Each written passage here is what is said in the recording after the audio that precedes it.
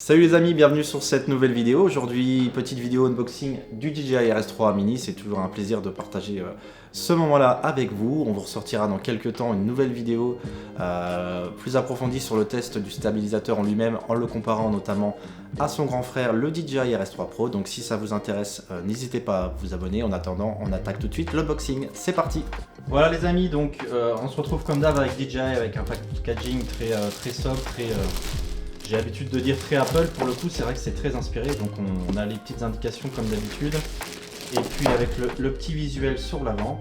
Donc voilà, j'ai reçu ça en 48 heures avec DHL. Alors ils annoncent toujours une semaine de livraison, mais c'est toujours très rapide.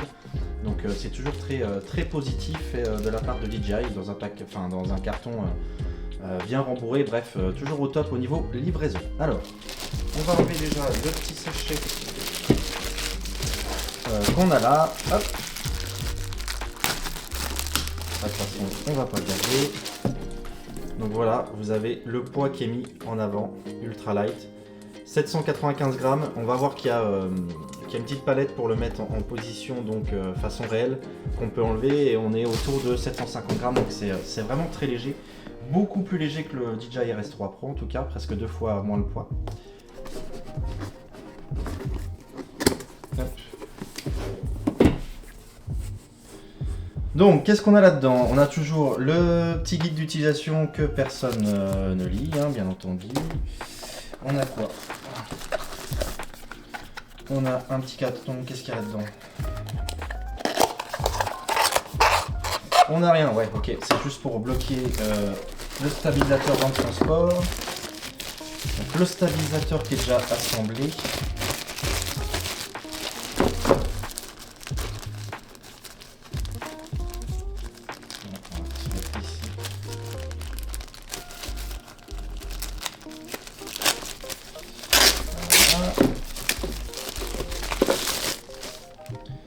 Ah oui, pour le coup, ça fait vraiment petit par rapport au RS3 Pro. Je vous mettrai des photos de toute façon sur Instagram, n'hésitez pas à aller faire un tour. Mais ouais, c'est vraiment très petit. Alors, je disais qu'il était déjà assemblé, en fait, bah oui, forcément, puisque vous avez la poignée désormais par rapport au RS3 Pro ou même au RS3 classique qui est solidaire de l'ensemble du drone. Vous ne pouvez pas détacher la poignée, ce qui fait que vous ne pouvez pas acheter plusieurs poignées si vous avez besoin. Bon, ça tient une dizaine d'heures, hein, mais si vous voulez avoir une autre batterie, bah non, en fait, il faudra le recharger, tout le stabilisateur, le bloc du stabilisateur, et puis vous ne pouvez pas changer de poignée si vous n'avez plus de batterie dans la journée, ou si vous partez sur 2 jours, vous n'avez pas moyen de recharger, vous dites, bah, tiens, je vais racheter un poignet supplémentaire, vous ne pourrez pas avec le RS3 Mini. Donc voilà, la fameuse plate qu'on peut fixer sur le côté, aussi pour passer en mode réel. Donc voilà, le stabilisateur donc en lui-même. Est-ce qu'on a autre chose là-dedans? On doit avoir, je crois, le petit trépied. Alors qu'est-ce qu'on a? Ouais, on a des plates, le fameux petit trépied, hop, un jeu de vis,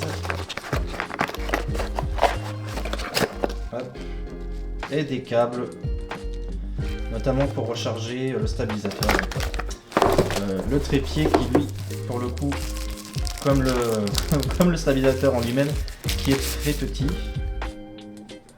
Pareil, j'essayerai de vous montrer, je sais pas que j'essayerai, c'est que je vous montrerai les différences sur la prochaine vidéo à venir, en le comparant notamment au RS3 Pro qu'on a aussi. Donc si on met tout ça, voilà, on a un ensemble, pour le coup, qui est léger, mais qui est vraiment très petit. Hop.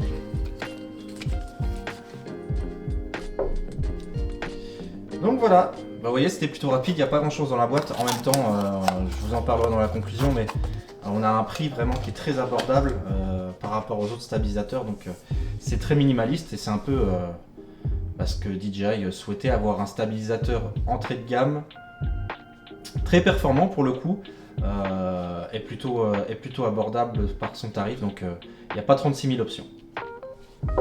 Voilà les amis, c'est déjà fini pour cette vidéo unboxing du RS3 Mini, hein, vous l'avez vu, il n'y a pas grand chose dans la boîte.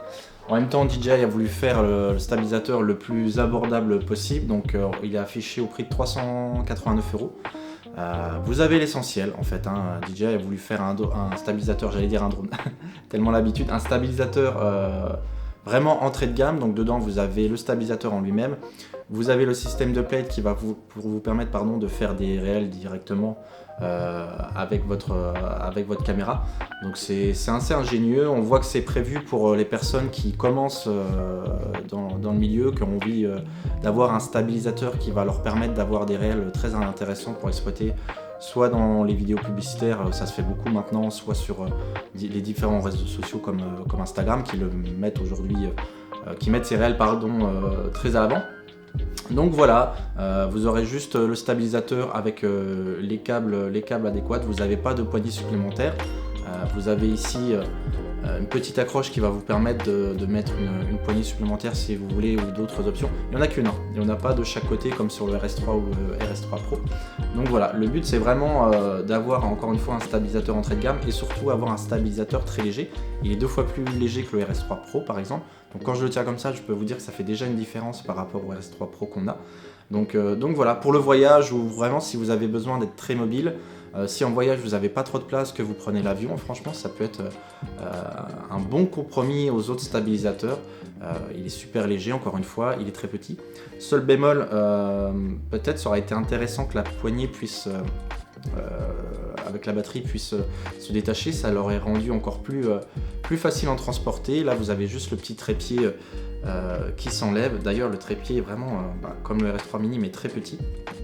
On va peut-être préférer qu'il soit un peu plus grand, donc pour la prise en main peut-être ajouter une poignée, ça sera intéressant. Donc voilà.